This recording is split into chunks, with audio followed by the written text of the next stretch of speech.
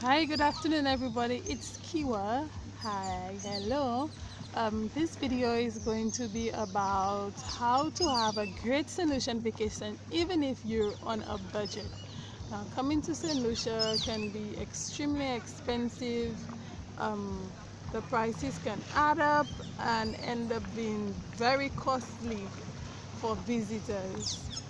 But even if you're on a budget, you don't have to feel scared that you won't be able to enjoy the island. You can still have a great time in St. Lucia while um, not having much cash, not having a really big budget. You can still make the most out of your time here and have a really good time. So we're in Marigo Bay, and I'm just making a span, taking a span of the bay so that you guys can see it, especially for those of you who are not here and who are about to come. This should be one of the places on your list to visit for a nice relaxing day by the beach.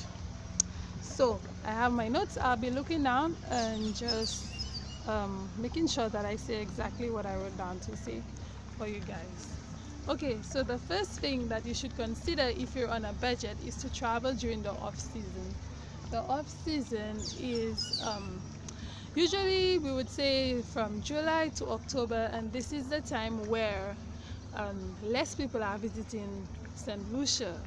Most of our visitors come from the UK and the US, and around this time it is summer in the countries. It's much warmer, so most people stay home or go to some place within the country that's a little bit more sunny and more warm, so they don't bother coming to the Caribbean.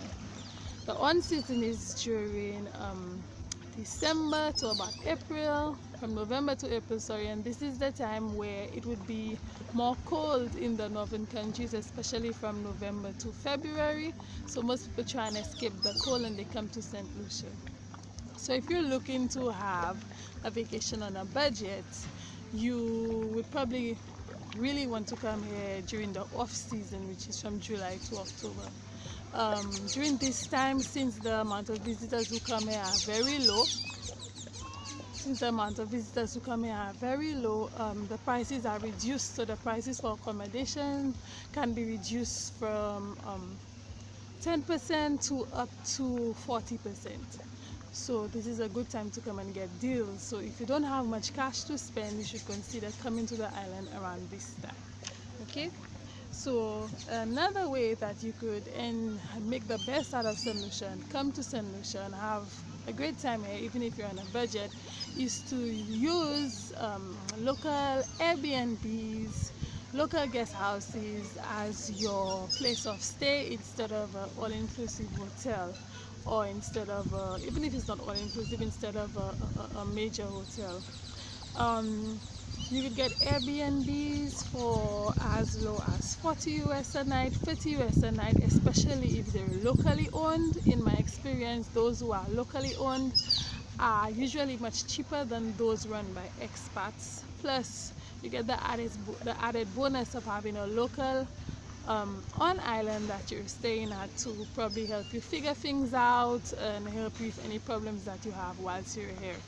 So you should consider staying at a local Airbnb. All you have to do is to go onto Airbnb or bookings and see if you get a really nice cheap place that is locally owned, and it would usually be much less than staying at an all-inclusive resort.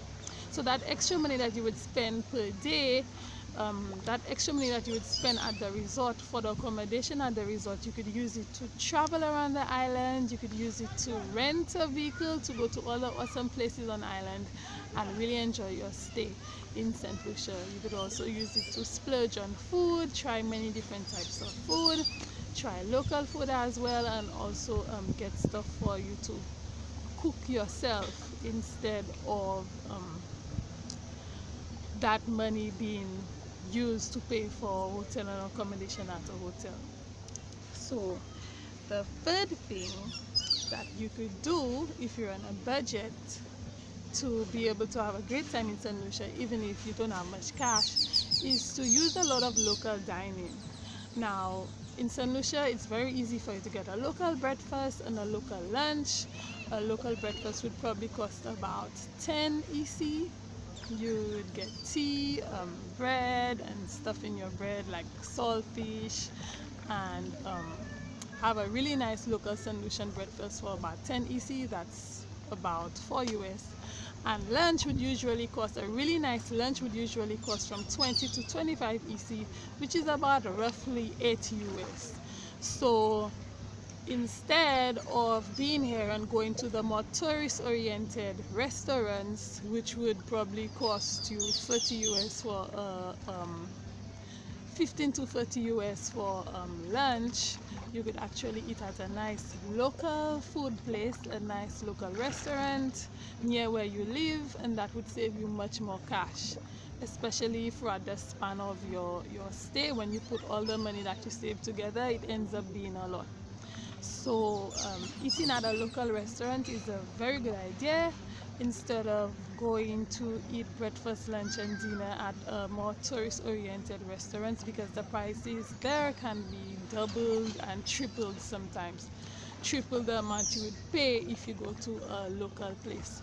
For dinner, you'd most likely have to cook for yourself.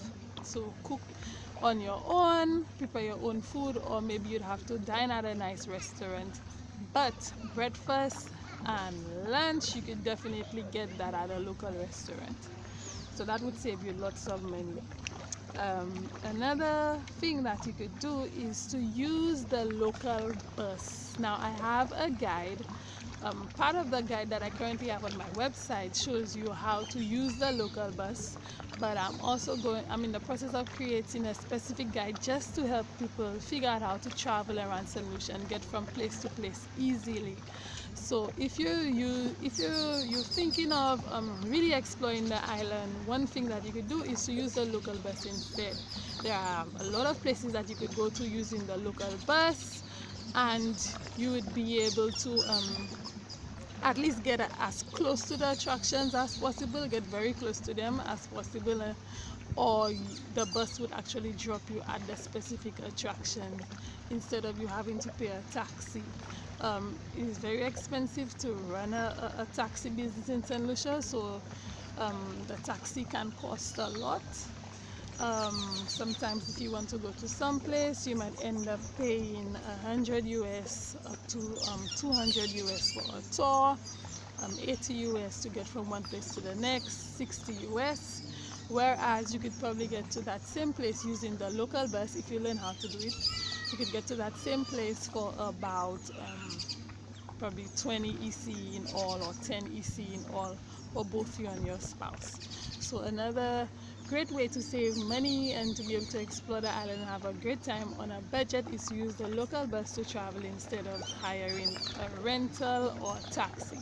Or I would say use the local bus as much as possible, and the places that you really need to have your own vehicle to go there, or to have a taxi to go there, especially if you want to be able to leave at whatever time that you want to.